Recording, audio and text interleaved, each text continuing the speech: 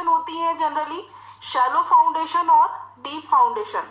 Shallow foundation का मतलब है कि जो डेप्थ है फाउंडेशन की वो विड्थ ऑफ फाउंडेशन से लेस देन है या इक्वल टू है। बट अगर आपकी depth of foundation greater than है विड्थ ऑफ फाउंडेशन के, तो इस टाइप की फाउंडेशन जो है डीप फाउंडेशन कहलाती है। क्लियर है? शैलो फाउंडेशन आपके सिलेबस में है। शैलो फाउंडेशन में पहला टॉपिक आता है ग्रॉस प्रेशर। तो ये फाउंडेशन है सपोज, और ये ग्राउंड लेवल है, ये जो है ग्राउंड लेवल है आपका, यहाँ से यहाँ तक ये जो है आपकी डेप्थ ऑफ फाउंडेशन है जिसको आप डीएफ से रिप्रेजेंट करते हैं। तो ग्रॉस प्रेशर क्या होता है कि ये बेस ऑफ फाउंडेशन, फाउंडेशन का बेस ये है, तो इस बेस पर जितना भी ओवरऑल प्रेशर लग रहा है वो आपका ग्रॉस प्रेशर कहलाता है। चाहे जो भी इसके ऊपर सॉइल है उसका वेट, फाउंडेशन का अपना सेल्फ वेट, या कोई भी आप इस पर लोड अप्लाई कर रहे हैं उसका वेट, तो ओवरऑल ये टोटल प्रेशर होता है बेस ऑफ फाउंडेशन पे, विच इज कॉज्ड बाय जो self weight of the soil, soil के सेल्फ वेट की वजह से, self weight of footing, footing का अपना जो वेट है, and applied load on the footing. तो जो लोड अप्लाई हो रहा है उन सब का जो सम करके टोटल प्रेशर बेस पर आता है, तो ये जो प्रेशर कहलाता है ग्रॉस प्रेशर। ये आपका bearing capacity of soil, soil की जो बियरिंग कैपेसिटी है उससे ज्यादा भी हो सकता है, बराबर भी हो सकता है और कम भी हो सकता है। क्लियर है? इसको क्यू जी से रिप्रेजेंट करते हैं, क्यू जी, तो यानी ग्रॉस प्रेशर। नेक्स्ट आता है नेट प्रेशर। नेट प्रेशर क्या होता है? इसको क्यू एन से रिप्रेजेंट करते हैं। जो भी आपके फाउंडेशन के ऊपर इफेक्टिव ओवरबर्डन प्रेशर है उसके अलावा जितना भी प्रेशर बेस पर आ रहा है वो आपका नेट प्रेशर कहलाता है। जैसे कि इस फाउंडेशन की बात करें तो इसमें ओवरबर्डन प्रेशर आपका क्या है कि जो भी ये सॉइल है ये क्या है, इसकी वजह से ओवरबर्डन प्रेशर लग रहा है। क्लियर है? तो जो भी ओवरबर्डन प्रेशर होगा अलग से एक्स्ट्रा लग रहा है, वो प्रेशर अगर आप माइनस कर दें तो ओवरऑल नेट प्रेशर आ जाता है। तो नेट प्रेशर क्या होता है? ग्रॉस प्रेशर में अगर आप सिग्मा बार इफेक्टिव ओवरबर्डन प्रेशर माइनस कर दें तो आपको नेट प्रेशर मिल जाएगा। जहाँ सिग्मा बार क्या होता है? गामा डीएफ हो गया, जैसे सॉइल है ओवरऑल डीएफ फाउंडेशन तक है तो गामा डीएफ हो गया अगर वाटर टेबल फुटिंग के बिलो है। क्लियर है? अगर वाटर टेबल ग्राउंड लेवल पे है, जैसे ये फाउंडेशन है, तो अगर वाटर टेबल इसके नीचे है कहीं भी यहाँ पे है तो इसका कोई इफेक्ट ही नहीं पड़ेगा इस बेस पर। अगर वाटर टेबल जो है ग्राउंड लेवल पे है, जैसे ये फुटिंग है ऊपर तक, यहाँ पे ग्राउंड लेवल पे वाटर टेबल है, तो ओवरऑल ये जो सॉइल होगी सैचुरेटेड होगी, तो यहाँ पे आप इफेक्टिव यूनिट वेट यूज करेंगे gamma dash into D F, जहाँ सिग्मा बार की वैल्यू क्या होती है? सिग्मा माइनस यू, यानी टोटल स्ट्रेस माइनस पोर water pressure. Ultimate bearing capacity. Ultimate bearing capacity क्या है? ये it is the maximum gross pressure at the base of foundation which can be applied without share failure. यानी कि अभी आपको पता था कि जो अल्टीमेट, आप पीछे ग्रॉस प्रेशर की बात कर रहे थे, तो वो प्रेशर था वो आपका बियरिंग कैपेसिटी से ज्यादा भी हो सकता था, कम भी हो सकता है और इक्वल भी हो सकता है। लेकिन अल्टीमेट बियरिंग कैपेसिटी जिसको क्यू यू से रिप्रेजेंट करते हैं, इसका मतलब है कि ये वो मैक्सिमम ग्रॉस प्रेशर है फाउंडेशन के बेस पर which can be applied without share failure. इसका मतलब है कि शेयर फेलियर नहीं होना चाहिए फाउंडेशन में, उस तक जो है मैक्सिमम जो प्रेशर लग रहा है वो आपका बेस पर जो प्रेशर लग रहा है उसको कहते हैं अल्टीमेट बियरिंग कैपेसिटी। या आप ये कह सकते हैं कि it is the minimum gross pressure at which soil which just fails is share. यानी कि जो सॉइल है वो आपकी जस्ट शेयर में फेल होने ही वाली है, वो मिनिमम प्रेशर आपका क्या कहलाएगा? Ultimate bearing capacity. यानी इससे ऊपर जरा सा भी प्रेशर बढ़ा तो सॉइल क्या हो जाएगी? शेयर में फेल हो जाएगी। नेट अल्टीमेट बियरिंग कैपेसिटी, इसको क्यू एन यू से रिप्रेजेंट करते हैं, तो वही नेट अल्टीमेट बियरिंग कैपेसिटी क्या है? ये वो नेट प्रेशर है eight the base of foundation which can be applied without share failure. तो ये आपका नेट प्रेशर है बिना शेयर फेलियर के जो कि फाउंडेशन पे अप्लाई हो रहा है in excess of initial effective overburden pressure. मतलब ओवरबर्डन प्रेशर के अलावा जो भी नेट प्रेशर लग रहा है जिस पर सॉइल आपकी शेयर में फेल नहीं हो रही है, तो वो आपका प्रेशर क्या कहलाएगा, नेट अल्टीमेट बियरिंग कैपेसिटी। इसकी वैल्यू है QNU equal to ultimate bearing capacity में से अगर आप सिग्मा बार माइनस कर दें इफेक्टिव ओवरबर्डन प्रेशर तो आपको नेट अल्टीमेट बियरिंग कैपेसिटी मिल जाएगी। आता है net safe bearing capacity. Net safe क्या होता है कि नेट अल्टीमेट में अगर आप फैक्टर ऑफ सेफ्टी से डिवाइड कर दें तो आपको नेट सेफ बियरिंग कैपेसिटी मिल जाएगी। फैक्टर ऑफ सेफ्टी जनरली 2.5 से 3 के बीच में लाई करती है। नेक्स्ट आता है term safe bearing capacity. Safe bearing capacity क्या होती है कि it is the maximum gross pressure which can be applied safely eight the base of foundation without danger of share failure. यानी ये वो मैक्सिमम प्रेशर है जो कि आप सेफली अप्लाई कर सकते हैं फाउंडेशन पे बिना किसी शेयर फेलियर के। तो जो सेफ बियरिंग कैपेसिटी का फॉर्मूला होता है, अगर आप नेट सेफ में सिग्मा बार ऐड कर दें तो आपको सेफ बियरिंग कैपेसिटी मिल जाएगी। बल्कि नेट सेफ क्या होता है, net ultimate divided by factor of safety, और नेट अल्टीमेट क्या होता है, ultimate bearing capacity minus sigma bar यानी effective overburden pressure divided by factor of safety plus sigma bar. तो आपको ये फॉर्मूले ध्यान में रखने हैं। पूछ लेते हैं सेफ बियरिंग कैपेसिटी बताइए, नेट अल्टीमेट बताइए, अल्टीमेट बियरिंग कैपेसिटी फाइंड करिए। नोट देख लीजिए कि factor of safety is applied to the net increment of pressure at the base of foundation but not to the overburden pressure because overburden pressure is acting from historical period in which there is no certainty। जैसे कि आपने देखा कि factor of safety आप किस पर apply कर रहे थे, नेट सेफ कैपेसिटी पे आप फैक्टर ऑफ सेफ्टी अप्लाई कर रहे हैं, नेट इंक्रीमेंट प्रेशर पे। क्लियर है? तो ओवरऑल जो भी नेट अल्टीमेट प्रेशर आ रहा है उस पर फैक्टर ऑफ सेफ्टी अप्लाई कर रहे हैं, अल्टीमेट QU पे नहीं कर रहे, क्योंकि QU में जो है ओवरबर्डन प्रेशर भी ऐड है। तो ओवरबर्डन प्रेशर को आप कैलकुलेट इसमें ऐड नहीं करते हैं क्योंकि ओवरबर्डन प्रेशर जो है वो हिस्टोरिकल पीरियड यानी बहुत पुराने टाइम से लग रहा है, जिसकी कोई भी सर्टेनिटी नहीं है, आप उसको कोई भी श्योरिटी उसकी नहीं दे सकते। क्लियर है? तो जो maximum pressure which is permitted at the base of foundation should be less than और equal to safe bearing capacity of soil.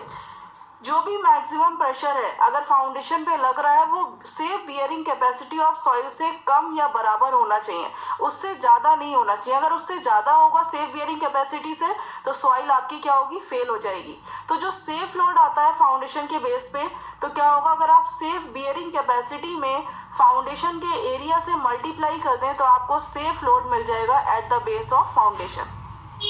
कुछ फैक्टर्स हैं जो बियरिंग कैपेसिटी को अफेक्ट करते हैं, फैक्टर्स अफेक्टिंग बियरिंग कैपेसिटी, जैसे कि position of ground water table with respect to size and depth of foundation, यानी ग्राउंड वाटर टेबल की पोजीशन डिपेंड करती है। सॉइल की प्रॉपर्टीज कैसी हैं, गामा की वैल्यू क्या है, सी और फाई की वैल्यू क्या है, फाउंडेशन का टाइप कैसा है, स्ट्रिप फुटिंग है, सर्कुलर है, रेक्टेंगुलर है, शैलो है या डीप फुटिंग है। क्लियर है? तो डायमेंशन क्या है फाउंडेशन की, डेप्थ ऑफ विड्थ कितनी है, उस पर भी बियरिंग कैपेसिटी डिपेंड करती है। इनिशियल स्ट्रेसेस कितनी लग रही हैं, नॉर्मली कंसोलिडेटेड सॉइल है या ओवर कंसोलिडेटेड है, या फेलियर के टाइप क्या है, जनरल शेयर फेलियर है, लोकल शेयर फेलियर है या पंचिंग शेयर फेलियर है। Type and nature of ground surface कि नेचर क्या है, हॉरिजॉन्टल है ग्राउंड सरफेस है, इंक्लाइंड है, या लोडिंग कैसी है, सेंट्रिक है, कंसेंट्रिक है। तो इन सब पर जो है आपकी बियरिंग कैपेसिटी डिपेंड करती है। कुछ फेलियर्स हैं, डिफरेंट टाइप्स के शेयर फेलियर होते हैं। पहला होता है जनरल शेयर फेलियर। तो जनरल शेयर फेलियर क्या होता है कि ये शैलो फाउंडेशन में मिलता है आपको, placed on medium to dense and और स्टिफ क्लेस। अगर शैलो फाउंडेशन आपकी मीडियम टू डेंस एंड या स्टिफ क्ले पे प्लेस्ड है तो उसमें आपको जनरल शेयर फेलियर मिलेगा। At the time of failure foundation में गेट टिल्टेड, यानी कि जब फेलियर हो रहा है तो फाउंडेशन कुछ टिल्ट हो जाती है and heaving and bulging at the sides में अगर। तो आप ये देख रहे हैं कि ये ग्राउंड लेवल है और ग्राउंड लेवल से ये आपको थोड़ी सी सॉइल जो है वो हीविंग हो जाती है इसको कहते हैं हीविंग एंड बल्जिंग। क्लियर है? कुछ भी बोल सकते हैं, हीविंग या बल्जिंग दोनों का मतलब है स्वेलिंग होना, फूल जाना। तो जब फेलियर के टाइम पे आप देखेंगे कि फाउंडेशन जो है उसमें हीविंग और बल्जिंग हो जाती है बहुत ज़्यादा। The settlement before failure is less and stress zone of soil extends up to ground level. तो आप देख रहे हो कि जो भी स्ट्रेसेस आ रही हैं वो ग्राउंड लेवल तक एक्सटेंड कर गई। क्लियर है? तो स्ट्रेस लेवल ग्राउंड लेवल तक एक्सटेंड कर जाएगी। और वही अगर आप सेटलमेंट और लोड में देखें तो अगर फेलियर से पहले, ये पॉइंट है फेलियर का, तो फेलियर से पहले तो सेटलमेंट बहुत कम है, उसके बाद सडन बहुत ज्यादा सेटलमेंट हो जाता है। तो लोड सेटलमेंट कर्व अगर प्लॉट करते हैं then failure will be obvious. तो आपको फेलियर जो है वो करेक्ट पीक दिखेगी। यहाँ से जैसे ही पीक चेंज हुई यहाँ पर फेलियर अकर हो गया। और जो सेटलमेंट होता है फेलियर के टाइम पे वो बहुत कम होता है, 4 to 6%। यहाँ पर आप देख रहे हैं अभी बहुत कम सेटलमेंट हुआ, उसके बाद सडन सेटलमेंट बहुत ज्यादा बढ़ गया। नेक्स्ट टाइप ऑफ फेलियर आता है local share failure. Local share failure जो है ये भी शैलो फाउंडेशन में होता है, बट लूज सैंड और सॉफ्ट क्लेस पर अगर फाउंडेशन प्लेस्ड है तो उस पर लोकल शेयर फेलियर होगा। वो general shear failure medium to dense sand पर हो रहा था। लोकल शेयर फेलियर अगर आपकी सैंड लूज है तो before failure large settlement are recorded. आप देख रहे हैं कि ये फेलियर से पहले आपको लार्ज सेटलमेंट रिकॉर्ड हो रहा है, उसके बाद ये फेलियर अकर होगा। And tilting in the foundation is less. Clear है? Are recorded and tilting in the foundation, tilting उतनी नहीं होती है। अब आप देख रहे हैं इसमें बहुत कम हीविंग हो रही है। क्लियर है? हीविंग बहुत ज्यादा कम है, या फिर ये कह देंगे कि बिल्कुल भी नहीं हो रही, नो और लेस हीविंग अकर होती है। स्ट्रेस जोन जो है वो आपका ग्राउंड लेवल तक एक्सटेंड नहीं करता, जस्ट इतना एक्सटेंड करेगा थोड़ा सा, उसके बाद ही ये फेल हो जाएगा। Load settlement curve is progressive and obvious failure is not seen. तो आप देख रहे हो लोड सेटलमेंट कर्व कुछ इस टाइप से आ रहा है। इसमें कोई भी पीक, एकदम सडन पीक ऑब्जर्व नहीं हो रही, जैसे कि जनरल शेयर फेलियर में हो रही थी। क्लियर है? तो ऑब्वियस फेलियर जो है वो आपको दिखाई नहीं देगा। क्लियर? वो जस्ट सेटलमेंट आगे जो है बढ़ता चला जाएगा। जहां पर ज्यादा होने लगेगा सेटलमेंट तो आप समझ जाएंगे कि ओवरऑल यहाँ पे फेलियर पीक हो सकती है। तो अगर आप फेलियर की बात करें, स्ट्रेन जो है फेलियर पर कितनी मिलेगी? 15% से ज्यादा स्ट्रेन मिलती है। नेक्स्ट आता है punching shear failure. Punching shear failure जो है डीप फुटिंग या पाइल्स में होती है। व्हेन प्लेस्ड ओवर लूज और सॉफ्ट क्ले, जब ये लूज सैंड या सॉफ्ट क्ले पर अगर प्लेस्ड है डीप फुटिंग या पाइल, तब आपको पंचिंग शेयर फेलियर मिलेगा। At the time of failure the soil below the footing gets sheared from adjacent soil and large या एक्सेसिव सेटलमेंट इज रिकॉर्डेड। तो आप देखते हैं कि जैसे ही ओवरऑल ये इसमें लोड लगा तो ओवरऑल जब फेलियर हुआ तो बहुत ज्यादा जो है सेटलमेंट हो गया, सडन नीचे, एकदम सेटलमेंट नीचे हो गया। क्लियर है? तो एक्सेसिव सेटलमेंट आपको दिखेगा as a result of shearing between soil below the footing and adjacent soil, the soil adjacent remain unstressed। यानी इसके पास की जो भी सॉइल होगी वो अनस्ट्रेस्ड है, उसमें कोई भी स्ट्रेस नहीं आएगी। जस्ट जो बिलो फुटिंग के नीचे की जो सॉइल है वो सडनली स्ट्रेस्ड हो जाएगी और पंचिंग शेयर फेलियर अकर हो जाएगा। इसमें बहुत ज्यादा सेटलमेंट अकर होता है, इसमें कोई भी पीक आपको ऑब्जर्व नहीं होगी। There will be no tilting and no heaving, और इसमें बिल्कुल भी कोई भी टिल्टिंग नहीं होगी, जस्ट सडन नीचे सेटलमेंट हो जाएगा और कोई भी हीविंग नहीं होगी। आप देखते हैं जनरल शेयर फेलियर में बहुत ज्यादा होती है, लोकल शेयर फेलियर में बहुत कम होती है, बट पंचिंग शेयर फेलियर में कोई भी हीविंग नहीं होती, क्योंकि आसपास की सॉइल स्ट्रेस नहीं होगी तो ऊपर डायरेक्शन में कोई भी हीविंग नहीं मिलेगी। Such a failure is not in the case of shallow foundation. Shallow foundation अगर आप कर रहे हैं तो इस टाइप का फेलियर ऑब्जर्व नहीं होगा। ये पंचिंग शेयर फेलियर हमेशा डीप फुटिंग या पाइल्स में ही होता है। क्लियर है? डीप फुटिंग क्या होती है? जब डेप्थ ऑफ फाउंडेशन जो है विड्थ ऑफ फाउंडेशन से ज्यादा हो, तो उस टाइप की फाउंडेशन डीप फुटिंग या पाइल्स कहलाती है। उसी में आपको पंचिंग शेयर फेलियर मिलेगा। कुछ पैरामीटर्स हैं, देख लीजिए। जनरल शेयर फेलियर और लोकल शेयर फेलियर में अगर आप डिफरेंस देखें तो इसमें फ्रिक्शन एंगल 36 डिग्री से ज्यादा होता है, इसमें less than 28 degree. SPT standard penetration test number greater than 30, इसमें लेस देन 5 होता है। ओवरऑल ई की वैल्यू जो वॉइड रेशियो देखते हैं 0.55 से कम है, इसमें 0.75 से ज्यादा रहता है, क्योंकि लूज सॉइल के लिए होता है उसमें वॉइड रेशियो ज्यादा रहेगा। रिलेटिव डेंसिटी ग्रेटर देन 70% और इसमें लेस देन 30%। कुछ मेथड्स हैं जो बियरिंग कैपेसिटी को डिटरमाइन करने के लिए हैं, जैसे कि एनालिटिकल और स्टैटिक मेथड है। कोडल प्रोविजंस है जिसमें बीआईएस और एनबीसी और सीपीडब्ल्यूडी कोड के अकॉर्डिंग जो है आप बियरिंग कैपेसिटी फाइंड करते हैं। फील्ड मेथड्स हैं जैसे कि plate load test, standard penetration test और कोन पेनिट्रेशन टेस्ट, इनके थ्रू भी आप बियरिंग कैपेसिटी फाइंड कर लेते हैं। तो जो एनालिटिकल मेथड है या स्टैटिक मेथड कहलाते हैं, जैसे कि elastic theory, classical earth pressure theory जिसके अंदर Rankine's method, पोकर्स method, bells method आते हैं। रैंकाइन 5 सॉइल यानी कोहेशन लेस सॉइल के लिए होता है, पोकर्स मेथड भी कोहेशन लेस सॉइल के लिए होता है, और बेल्स मेथड जो है C5 सॉइल के लिए यूज करते हैं। प्लास्टिक थ्योरी के अंडर में जो मेथड्स आते हैं Fellenius, Prandtl, Terzaghi, Skempton, Meyerhof, Vesic's, Brinch Hansen, IS code and Balla method. तो इसमें जो है आपको पता ही फेलिनियस और स्कैम्पटन जो है वो कोहेसिव सॉइल के लिए है, बाकी सारे जो है वो C5 सॉइल के लिए यूज करते हैं। कुछ मेथड्स इंपॉर्टेंट है जिनको आप पढ़ेंगे, ओवरऑल क्वेश्चन एग्जाम में पूछे जाते हैं।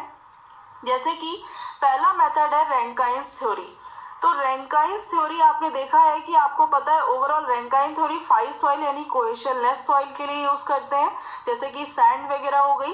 तो इसमें क्या करते हैं, जैसे कि ये फाउंडेशन है और ये आपका ग्राउंड लेवल है, क्लियर है। जब ये ग्राउंड लेवल है, ओवरऑल डेप्थ कितनी है फुटिंग की, डेप्थ ऑफ DF मान ली सपोज। तो आपने क्या किया, इन्हें रैंकाइन ने ये जो लेवल आया था फाउंडेशन का, इसके एक राइट साइड में एक सॉइल का पार्टिकल कंसीडर किया, इसके एक लेफ्ट साइड में पार्टिकल कंसीडर किया। तो आपको पता है कि जब राइट साइड में जो पार्टिकल है यानी ये सॉइल यहाँ पर ये बैक, अगर ये वॉल की बात करें आप फाउंडेशन की, तो बैकफिल किधर है, इधर साइड में बैकफिल है। इसका मतलब है कि जो पार्टिकल आप इधर साइड कंसीडर कर रहे हो, तो ये किस केस में हो गया, पैसिव केस में, क्योंकि अगर टुवर्ड्स द फिल अगर वॉल का आप डायरेक्शन देखें तो इधर डायरेक्शन हो गई, इसका मतलब ये पैसिव केस में कंसीडर होगा। और इसके जस्ट नीचे यानी कि बैकफिल के जस्ट अपोजिट साइड में आप इधर कंसीडर कर रहे हो पार्टिकल, तो ये किस केस में हो गया, एक्टिव केस में। जब अवे फ्रॉम दी फिल होता है तो एक्टिव केस में कंसीडर करते हैं, टुवर्ड्स दी फिल होता है तो पैसिव केस में कंसीडर करते हैं। तो इनने दो पार्टिकल्स लिए, एक 1 एक 2, तो इसको 2 को तो पैसिव केस में हुआ, पैसिव केस है, और 1 जो है वो एक्टिव केस में है। तो let QU is the ultimate bearing capacity. इनने क्या मानी, QU अल्टीमेट बियरिंग कैपेसिटी है। Let maximum pressure at the base of footing without shear failure, जो वो मैक्सिमम प्रेशर क्या है, QU। तो यहाँ पे अगर आप देखें तो दो पार्टिकल है, एक 1 है और एक 2 है। तो ये तो 2 पर आप देख रहे हो कि यहाँ पर जो अगर बात करें ओवरऑल क्या हो रहा है, ये 1 पार्टिकल पर तो ये जो सरचार्ज आ रहा है जिसकी वैल्यू क्या है, QU है, क्लियर है। और यहाँ पे अगर आप देखें तो ये जो सॉइल है इसका ओवरऑल स्ट्रेस आ रही होगी, यानी इस पर स्ट्रेस कितनी आ रही होगी, गामा इंटू DF।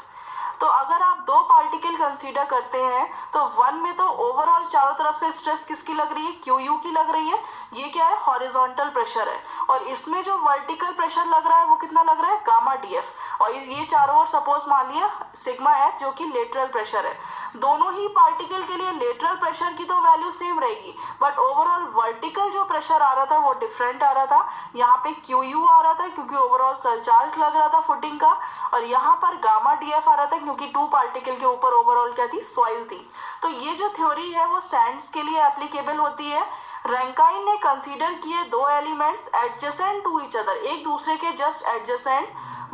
एक जो है वो below the footing at the corner, यानी फुटिंग के जस्ट नीचे था, और दूसरा जो है outside the corner, overall footing के राइट साइड यानी आउटसाइड कंसीडर किया। एडजेसेंट टू प्रीवियस, जो कि पहले से क्या था, एडजेसेंट यानी पास पास थे। तो रैंकाइन ने अप्लाइड किया concept of passive work pressure for element 2, क्योंकि 2 को पैसिव वर्क प्रेशर में कंसीडर किया, एंड को रिलेटेड विद एलिमेंट्स 1, और एलिमेंट 1 के साथ उन्होंने क्या किया, को रिलेट कर दिया। तो अगर बात करें आप कि अगर आपको लेटरल अर्थ प्रेशर फाइंड करना है तो आपको पता है कि ओवरऑल जो लेटरल प्रेशर है फॉर एलिमेंट 2 यानी कि 2 एलिमेंट की अगर बात करें तो सिग्मा H की वैल्यू क्या हो जाएगी, ये पैसिव में कंसीडर किया है, पैसिव केस में, तो Kp इंटू सिग्मा V। और एलिमेंट 2 के लिए सिग्मा V की वैल्यू क्या है आपको पता है, गामा DF, क्लियर है। Kp को आप क्या लिख सकते हैं, आपको फॉर्मूला पता है, 1 plus sine phi upon 1 minus sine phi into gamma DF। तो ये तो सिग्मा H की वैल्यू आ गई फॉर एलिमेंट 2 के लिए। वही अगर आप जहाँ Kp क्या है आपका पैसिव वर्क प्रेशर कोफिशिएंट, अगर आप एलिमेंट 1 की बात करते हैं तो एलिमेंट 1 क्या है, इन एक्टिव केस अगर एलिमेंट 1 एक्टिव केस में है तो ओवरऑल इसमें लेटरल प्रेशर की वैल्यू क्या हो जाएगी, के ए इंटू क्यू यू, क्योंकि जो वर्टिकल स्ट्रेस है वो क्या है, क्यू यू है। तो के ओ को क्या लिख सकते हैं आप, 1 minus sine five upon 1 plus sine five into Q U. तो ये तो लेटरल प्रेशर आ गया फॉर एलिमेंट 1 और ये लेटरल प्रेशर की वैल्यू आ गई फॉर एलिमेंट 2। तो आपको पता है कि अगर आप 1 और 2 को कंपेयर करेंगे तो आपको लेटरल प्रेशर की वैल्यू इक्वल मिलेगी। तो अगर आप इन दोनों को इक्वेट कर दें तो ओवरऑल क्या आ जाएगा, 1 minus sine five upon 1 plus sine five into Q U, ये तो एलिमेंट 1 हो गया, equal to 1 plus sine five upon 1 minus sine five into gamma D F for element 2। तो इन दोनों को इक्वेट कर दिया तो यहाँ से जो है आप क्यू यू की वैल्यू निकाल सकते हैं। क्यू यू क्या हो जाएगा, 1 plus sine five upon 1 minus sine five whole square into gamma D F. Clear है। तो आपको क्यू यू की वैल्यू जो है अकॉर्डिंग टू रैंकाइन आपको ये फॉर्मूला मिल गया, इसकी हेल्प से आप क्यू यू की वैल्यू फाइंड कर सकते हैं। और ओवरऑल गामा डी एफ, अगर डी एफ की वैल्यू पता है, यूनिट वेट की वैल्यू पता है तो इजीली आप इसकी वैल्यू निकाल सकते हैं। क्लियर है। अब सपोज आपको पता है 1 plus sine five upon 1 minus sine five whole square, आप क्या लिख सकते हैं, आपको पता है 1 plus sine five upon 1 minus sine five 10 square 45 plus 5/2 होता है। अगर उसका भी स्क्वायर कर दें तो ओवरऑल क्या आ जाएगा, 10 to the power 4 45 plus 5/2 into gamma D F. और इसको क्या लिख सकते हैं आप, इसको आप लिख सकते हैं N five square into gamma D F. तो क्यू यू की वैल्यू ये भी आ सकती है इन टर्म्स ऑफ, अगर पूछ लेते हैं क्या होगा तो N five square into gamma D F, जहाँ एन फाइव की वैल्यू होती है 10 स्क्वायर 45 प्लस 5/2। क्लियर है। तो जनरली आपको ये फॉर्मूला ध्यान में रखना है, Q U equal to 1 plus sine five upon 1 minus sine five square into gamma D F. कुछ लिमिटेशंस हैं इन रैंकाइन थ्योरी की, only applicable for sands not for clay. ये सिर्फ सैंड के लिए एप्लीकेबल है, क्ले के लिए नहीं।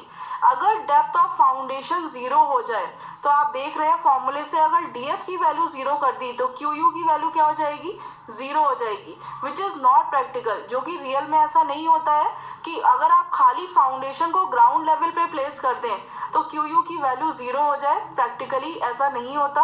There is no effect of size of footing, कोई भी बी का यूज नहीं किया गया साइज ऑफ फुटिंग का, और कोई भी no effect of shape of footing की स्क्वायर शेप की फुटिंग है, रेक्टेंगुलर शेप की फुटिंग है, इसका भी कोई इफेक्ट नहीं दिखाया है।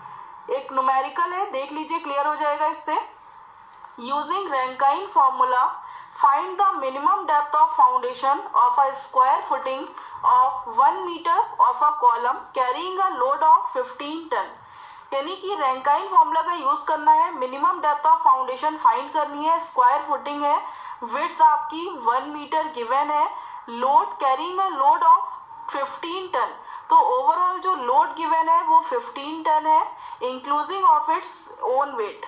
The foundation consist of cohesion less soil है, वेइंग गामा की वैल्यू गिवन है 1.8 ton per metre cube with a shearing angle of 35 degree approximately.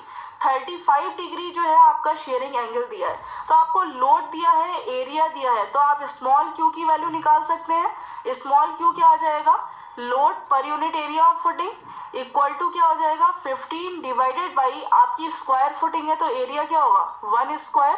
तो जो ओवरऑल स्ट्रेस आ जाएगी वो कितनी आएगी, 15 टन पर मीटर स्क्वायर।